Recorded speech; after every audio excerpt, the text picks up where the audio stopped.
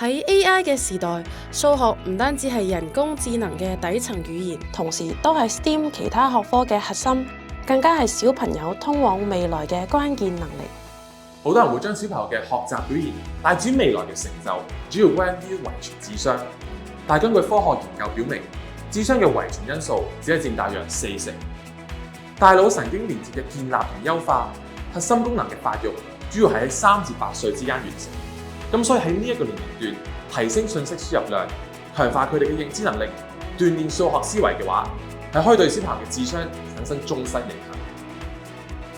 為咗幫助佢哋更好咁捉住數學思維能力嘅發展黃金期，學而思長期專注於3至8歲數學思維課程嘅研發同升級，設計出5步思維訓練法，逐步建構數感、邏輯、空間、測量與數據4大根基，再逐漸啟迪創造力、思辨力與表達力3大綜合素養，幫助小朋友去鞏固數學根基，拉升思維上限。學而思嘅5步思維訓練法包含 Play and Learn、Have a Try、Show and Share、Turbo Time 以及 Self-Check。在 Play and Learn 環節中，通過動手、遊戲以及動畫等多種互動形式，強化聽、看、觸摸等感官輸入，激發小朋友已經有嘅知識和經驗。咁生活當中有啲乜嘢好似我哋原張睇咁樣嘅呢？你嚟講啦 ！Ice cream cone。咁樣先能夠更好嘅進行知識嘅銜接，快速進入學習狀態。呢個係課堂成功嘅第一步。到咗 Have a Try 環節，我哋放手等小朋友自己去解題，把啱啱學嘅知識化作自己嘅工具。邊個識計？直接計算，好朋友數。第3種方法等差數了。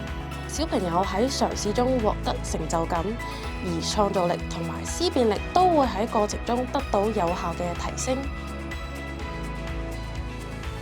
Show and Share 嘅環節，通過小組合作或課堂展示嚟鞏固新嘅知識，等小朋友表達自己嘅諗法，同時增強小朋友信息組織與表達嘅能力。這個金字塔可以變成正方形。唔單止可以加深佢對知識嘅理解，仲可以喺聆聽與交流中激發思維碰撞。太棒啦 ！Give me 5。透過 Show and Share 環節嘅表達訓練，等表達更加有邏輯、更有目的，也更具個性。現在呢，我們開始進入 Turbo Time 環節。今天呢，一共有4個挑戰，等着大家。在我們來開始。老師依據當堂所學嘅內容，設計難度梯度、合理嘅闖關遊戲題，通過吸引小朋友嘅注意力，快速鞏固新知識。老師會採用分組競賽、全班合作等多種組織嘅方法，確保每一位小朋友都能喺挑戰中獲得明確 feedback 同埋成就感，都會有效咁激活學習氛圍，形成正向嘅循環。